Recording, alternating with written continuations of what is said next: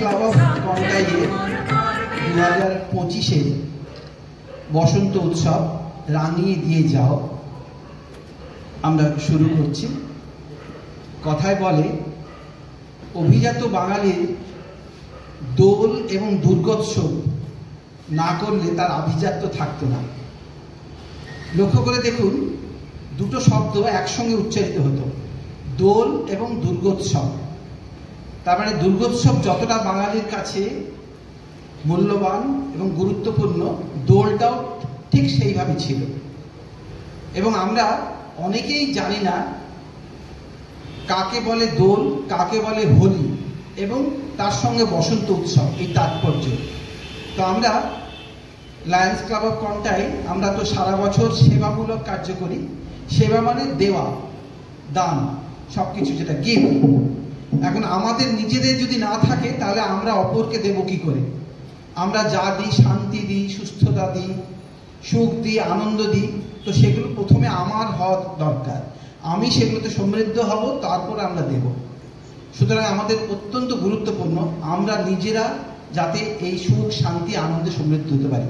তাই 12 মাসে 13 পার্বণের মতো আমরাও বিভিন্ন সাংস্কৃতিক অনুষ্ঠানের মাধ্যমে আমাদের নিজেদের মধ্যে সংহতি বাড়াবার চেষ্টা করি।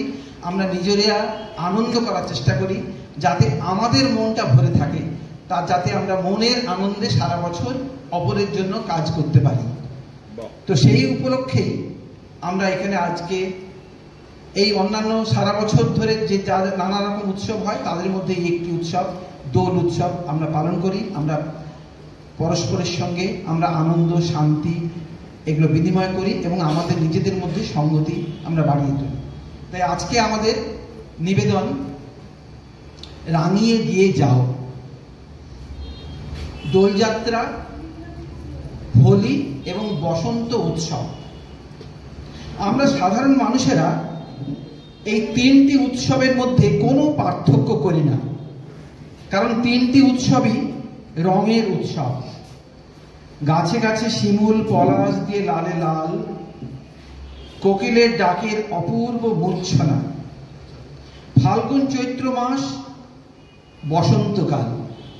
রবীন্দ্রনাথের কথায় মদন বসন্ত সখা।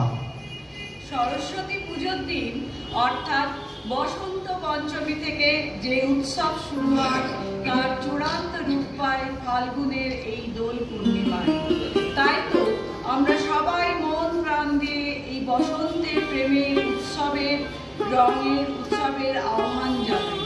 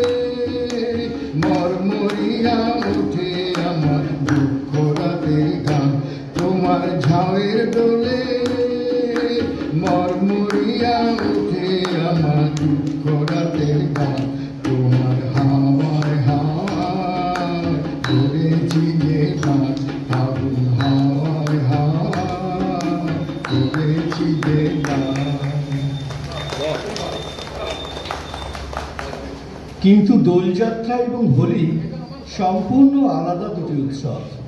দোলযাত্রা সম্পূর্ণভাবে বাংলার উৎসব। এতে রাধাকৃষ্ণের প্রেমলীলা যেমন জড়িত রয়েছে, তেমনি মহিমান্বিত হয়েছে কৃষ্ণের অবতার স্বয়ং শ্রী চৈতন্যদেবের জন্মতিথি পালনের মধ্য দিয়ে।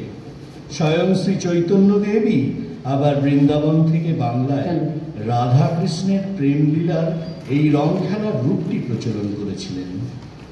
আমাদের এই দোলযাত্রা উৎসবকে বসন্ত উৎসব বলাই ভালো, কারণ ভারতবর্ষের ইতিহাসে গুপ্ত রাজাদের সময় থেকে বসন্ত উৎসব ভারতবর্ষে প্রচলিত আছে।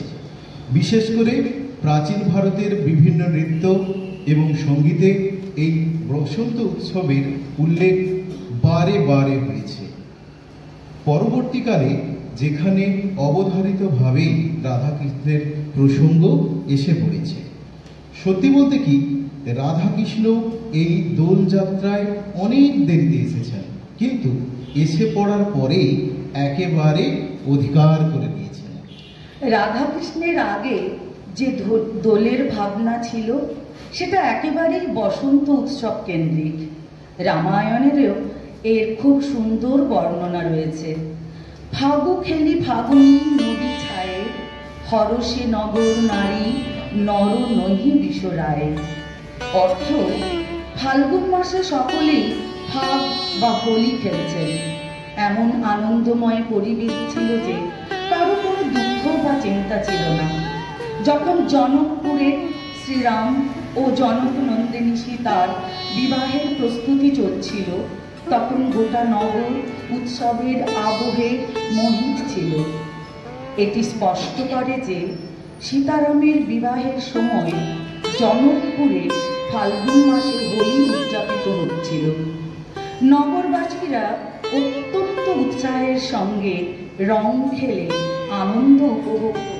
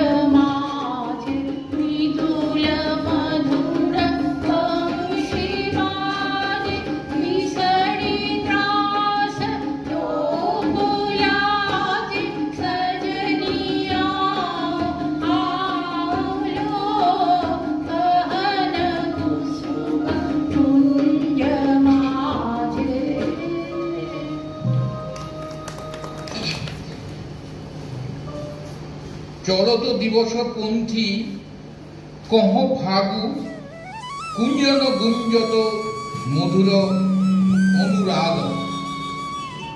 অর্থ, যে পথ দিয়ে ভরতজি ও তার সহচরগণ যাত্রা করছিলেন সেই পথে লোকেরা ফাগ বা হোলি খেলছিল এবং রঙের আনন্দে মেতে উঠেছিল। চারিদিকে কোকিলের মধুর কলতান প্রতিধ্বনিত হচ্ছিল। ভরত যখন শ্রীরামকে রাজ্যে ফেরানোর উদ্দেশ্যে চিত্রকূট যাত্রা করেন, তখন প্রকৃতি ছিল অপরূপ সুন্দর এবং বসন্তের রঙে রঙিন। এই বর্ণনাতেও হোলির আনন্দধারা প্রতিফলিত হয়। দুটো হচ্ছে আলাদা উৎসব। আমরা ফাল্গুন মাসের পূর্ণিমায় দোল উৎসব পালন করি, আর ঠিক তার পরের দিনই সারা ভারতবর্ষ জুড়ে পালিত হয় হোলি উৎসব। দোলের তুলনায় হোলি উৎসব অনেক অনেক প্রাচীন উৎসব। যীশুখ্রিস্টের জন্মের 300 বছর আগেও আমরা হোলি উৎসবের উল্লেখ পেয়েছি। পুরাণেও হোলি নিয়ে বিভিন্ন তথ্য বা বিভিন্ন কাহিনী প্রচলিত আছে।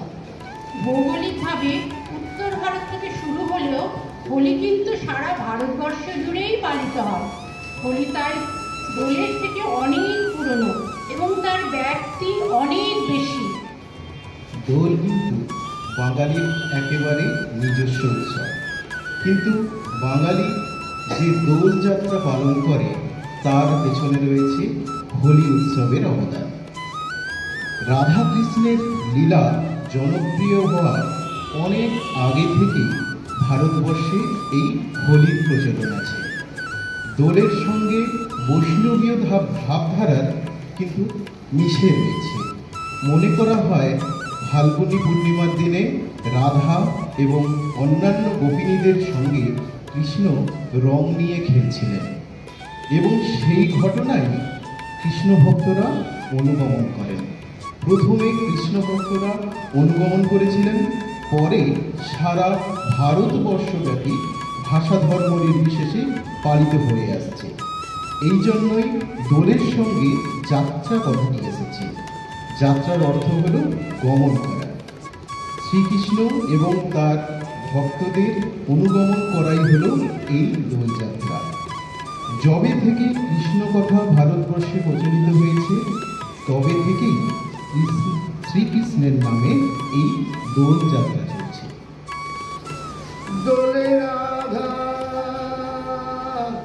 দোলে দোলে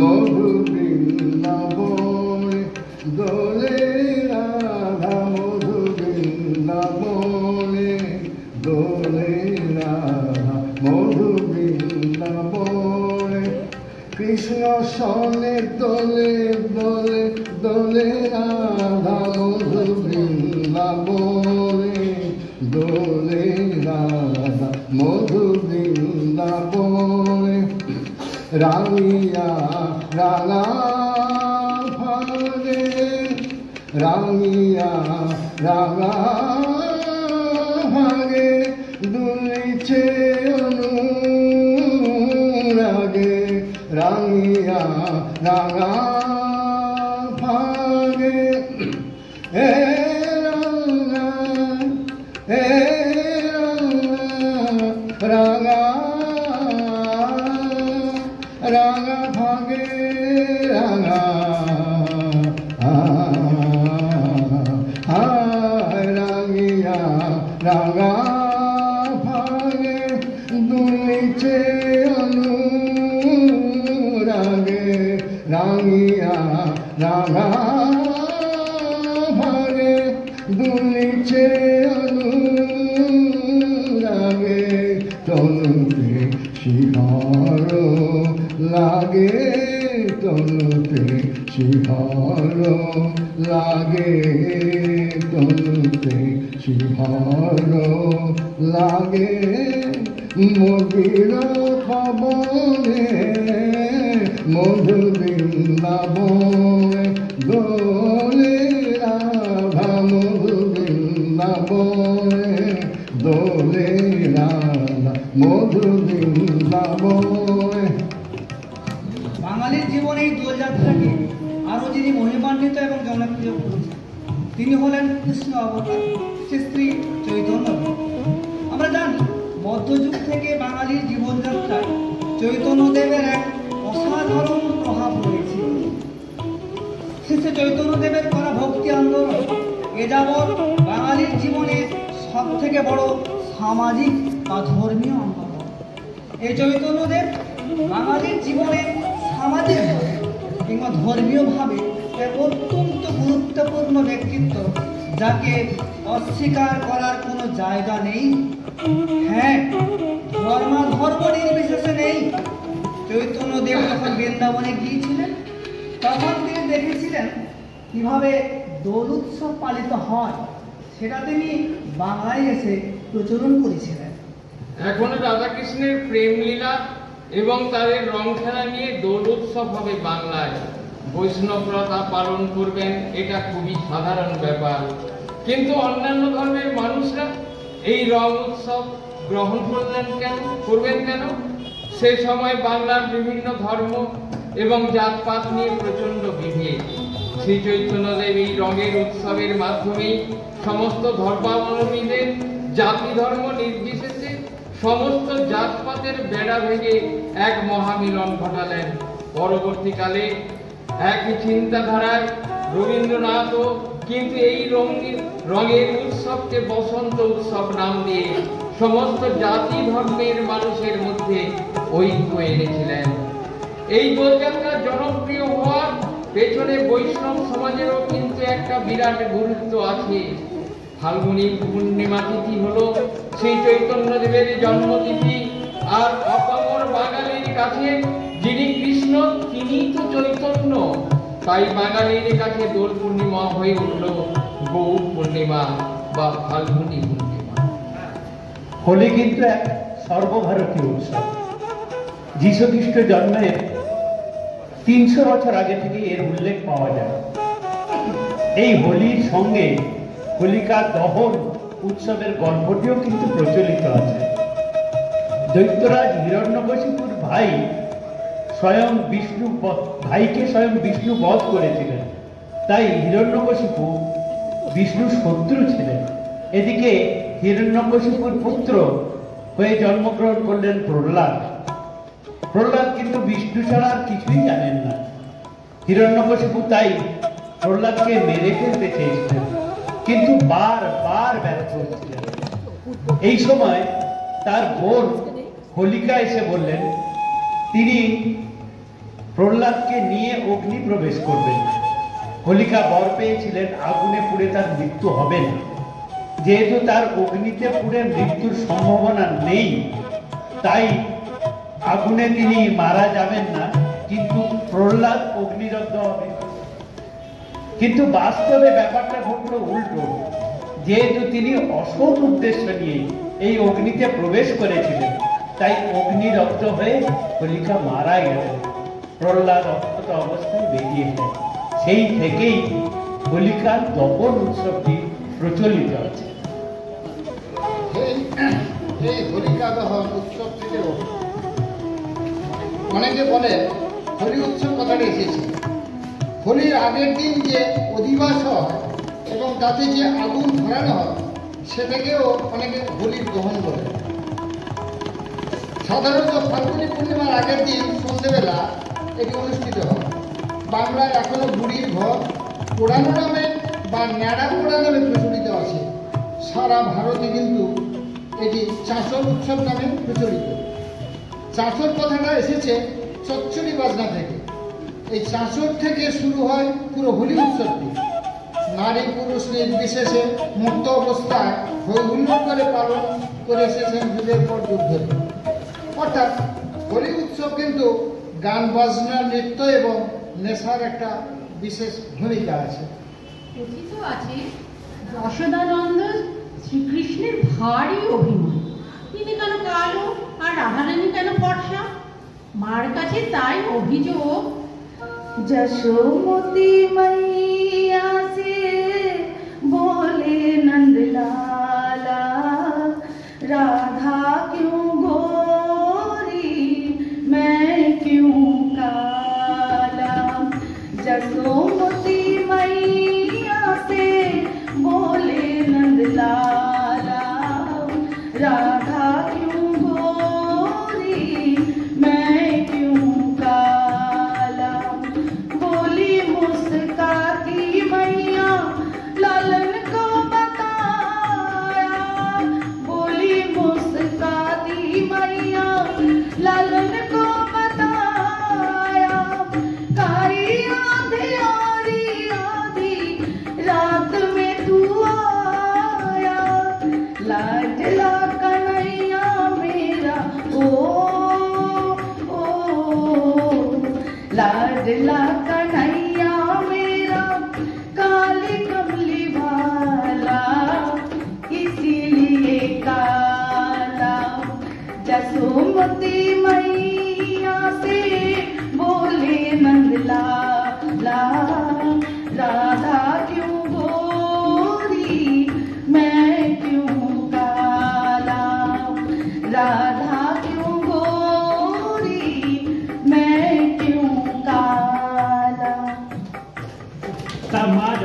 এসে বললেন, তো যা না, তুইও গিয়ে রাধারানীকে তোর মনের মতো রং মাখিয়ে দিয়ে আয়। শ্রীকৃষ্ণ তখন তার গোপ সঙ্গীদের নিয়ে রাধারানীর গ্রামে গিয়ে রাধারানীকে ভালো করে পিচকিরি দিয়ে রং মাখিয়ে এলেন। এই উৎসবটা কিন্তু আজও বৃন্দাবনে প্রচলিত আছে। শ্রীকৃষ্ণের গ্রাম নন্দগাঁও থেকে আজও দল বেঁধে যুবকেরা ঢাল নিয়ে, মাথায় পাগড়ি বেঁধে এবং সঙ্গে রং নিয়ে রাধারানীর গ্রাম বর্ষণায় যায় এবং তাদের লাডলিজি মন্দিরে, সেখানে অপেক্ষমান মহিলারা প্রথমে লাঠি দিয়ে খুব মারধর করেন, কারণ ছেলেরা এসে তাদের সঙ্গে অসভ্যতা শুরু করেছিল। এই উৎসবটি কিন্তু এখনো লাঠ মার উৎসব নামে প্রচলিত। তারপর শুরু হয় নারী পুরুষের অবাধ তুমুল রং খেলা। হোলি কিন্তু কোনো সূচি সূর্যতার জায়গা নয়।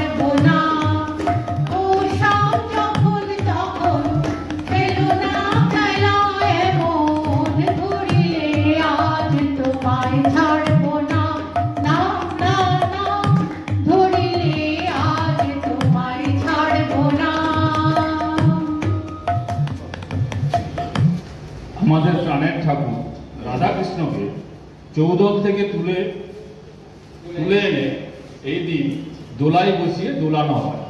এই দোলা থেকেই দোল কথাটি এসেছে। রাধাকৃষ্ণের দোলন বা ঝুলন অর্থাৎ দোলযাত্রা। রবীন্দ্রনাথ বলেছেন, নিপোশাখে সখী ফুলো ডোরে বাঁধো ঝুলন, কদম গাছে দোলা বেঁধে মুক্ত মঞ্চে দোল, প্রকৃতির মধ্যে দোল।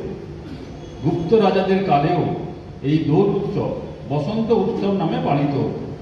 কালিদাসের প্রথম নাটক মালবিকা অগ্নিমিত্রতেও দোলের সবিশেষ বর্ণনা আছে। প্রাচীনকালে সমস্ত রাজরাই এই বসন্ত উৎসব রীতিমতো জাঁকজমক করে ঘোষণা করে পালন করতেন। কালিদাসের শকুন্তলা কাব্যেও এই বিবরণ আছে। নীল দিগন্তে ওই ফুলের আগুন লাগলো লাগলো, নীল দিগন্তে বসন্তে সৌরভের শিখা জাগলো, বসন্তে সৌরভের শিখা জাগলো, নীল দিগন্তে ওই ফুলের আগুন লাগলো লাগলো, নীল দিগন্তে আকাশে লাগে ধাঁধা রবির আলো ওই কি বাধা, আকাশে লাগে ধাঁধা রবির আলো ওই কি বাধা, বুঝি ধরার কাছে আপনাকে সে মাগলো, ধরার কাছে আপনাকে সে মাগলো, সর্ষে খেতে ভুল হয় তাই জাগলো, নীল দিগন্তে ওই ফুলের আগুন লাগলো লাগলো, নীল দিগন্তে। রাধা কৃষ্ণ নন, কৃষ্ণের দাদা বলরামও কিন্তু জড়িয়ে রয়েছে। এই দোল উৎসবেই কিন্তু বলরাম বৃন্দাবনে রাস উৎসব করেছিলেন। সেটিও এক বেশ মজার গল্প। কৃষ্ণ দ্বারকায় রাজা আর বলরাম একদিন দ্বারকা থেকে একাই এসেছেন বৃন্দাবনে। বৃন্দাবনের গোপিনীরা তাকে ছেঁকে ধরেছে কৃষ্ণ কেমন আছেন জানার জন্য। সেও কিন্তু এই ফাল্গুনী পূর্ণিমা। তা এত গোপিনীদের কাছে পেয়ে বলরামের আনন্দ আর ধরে না। তিনিও প্রাণের আনন্দে বেশ মত্ত অবস্থায় গোপিনীদের সঙ্গে রং খেলায় মেতে উঠলেন। এই উৎসবটি এখনো বলরামের রাস নামে বৃন্দাবনে প্রচলিত আছে। রং খেলতে খেলতে তার স্নান করার ইচ্ছে হলো যমুনায়, কিন্তু যমুনা তখন বৃন্দাবন থেকে অনেক দূরে। কথিত আছে তিনি মত্ত অবস্থায় তার কাঁধের লাঙলটি দিয়ে যমুনাকে বৃন্দাবনের কাছে টেনে এনেছিলেন। যদিও এটা নেহাতি একটা গল্প গাথা। যমুনা স্বাভাবিকভাবে তার গতিপথ পরিবর্তন করে বৃন্দাবনের কাছ দিয়ে বইতে শুরু করেছিল। ভারতবাসী বা বাঙালির কাছে হোলি মানেই এখন রাধাকৃষ্ণের ভাগ বা পিতদাস মেখে পীতাম্বর হয়ে সারা পথ ঘাট হলুদ রঙে ভাসিয়ে দেওয়া। নানা রঙে রঞ্জিতা হয়ে সুবেশী তরুণীরা মদমত্ত হয়ে পিচকারি দিয়ে পরস্পরকে রাঙিয়ে দিচ্ছে। পুরুষেরা মনে প্রাণে রঙিন হয়ে সেই দৃশ্য উপভোগ করছে। এই দৃশ্য বিভিন্ন কাব্যে সাহিত্যে বারে বারে চিত্রিত হয়েছে। সে হর্ষবর্ধনের নাটক রত্নাবলী হোক কিংবা কালিদাসের মালবিকা অগ্নিমিত্রই হোক। হার্ভার্ড বিশ্ববিদ্যালয়ের গবেষক শ্রী বৎস গোস্বামীর লেখাতেও এই একই চিত্র ধরা পড়েছে। যুগের পর যুগ ধরে এই চিত্রই আমরা দেখে আসছি। ব্রজ গোপী খেলে হরি হরি রে, ব্রজ গোপী খেলে হরি, খেলে আনন্দ লব ভালো শ্যাম সাথে। ব্রজ গোপী খেলে হরি হরি রে, ব্রজ গোপী খেলে হরি, পিরিতি ফাগ মাখা গরির সঙ্গে হরি খেলে হরি উন্মাদ রঙ্গে। পিরিতি ফাগ মাখা গরির সঙ্গে হরি খেলে হরি উন্মাদ রঙ্গে। বসন্তে কোন কিশোর দুরন্ত, বসন্তে কোন কিশোর দুরন্ত, রাধার চিনিতে এলো পিচকারি হাতে। ব্রজ গোপী খেলে হরি হরি রে, ব্রজ গোপী খেলে হরি। ভারতবাসীর এত বড় উৎসব, বাঙালির এত বড় উৎসব, রাধা কৃষ্ণ থাকবেন, চৈতন্য মহাপ্রভু থাকবেন, আর আমাদের সবচেয়ে বড় ঠাকুর রবি ঠাকুর থাকবেন না, তাও কি হয়? 1925 সাল থেকে ফাগুনের এই রঙের উৎসব বসন্ত উৎসব হিসেবে শুধু শান্তিনিকেতন নয়, সারা ভারতবর্ষ জুড়ে ছড়িয়ে পড়ল।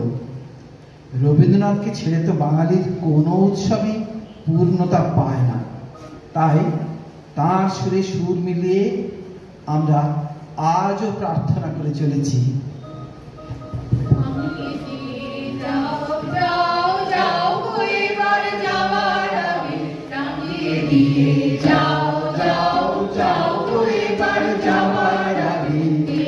তোমার